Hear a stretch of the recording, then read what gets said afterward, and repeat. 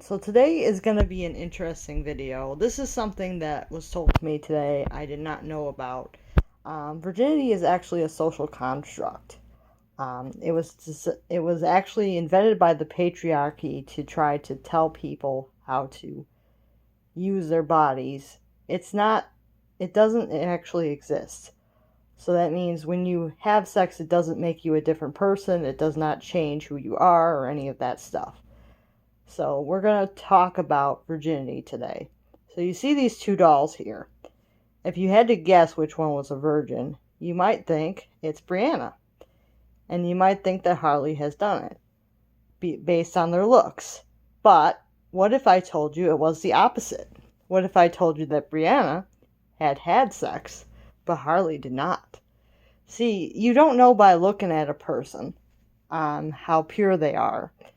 So the whole thing is that someone can dress a certain way, but still have sex and still be looking in a pure way, and someone can dress in more of an edgy way and never have sex. So kind of get the whole point that it really doesn't mean anything about a person.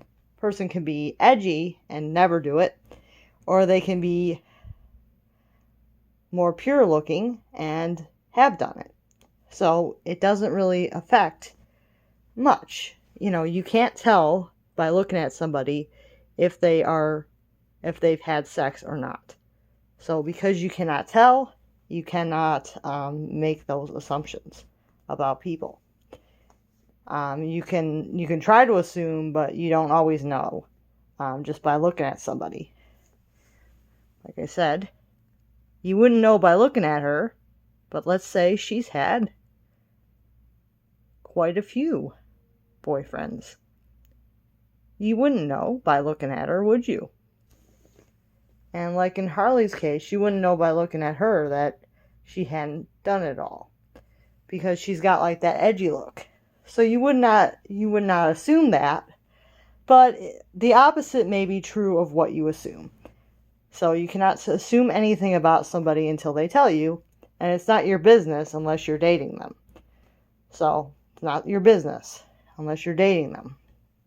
But for this, I'm trying to explain that someone can look all innocent, but they could have had sex.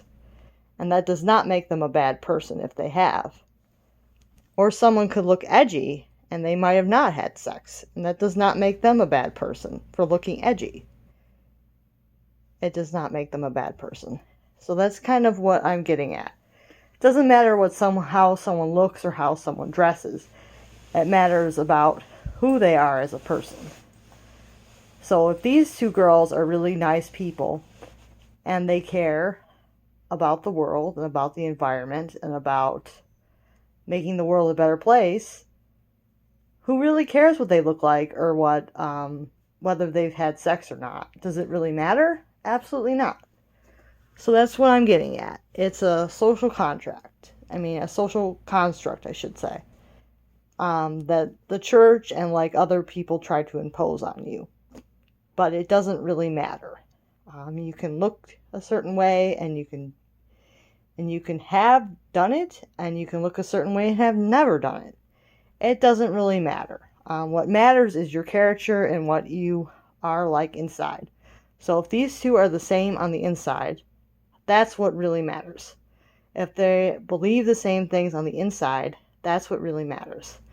Not what they look like on the outside or what they have or have not done. See what I mean?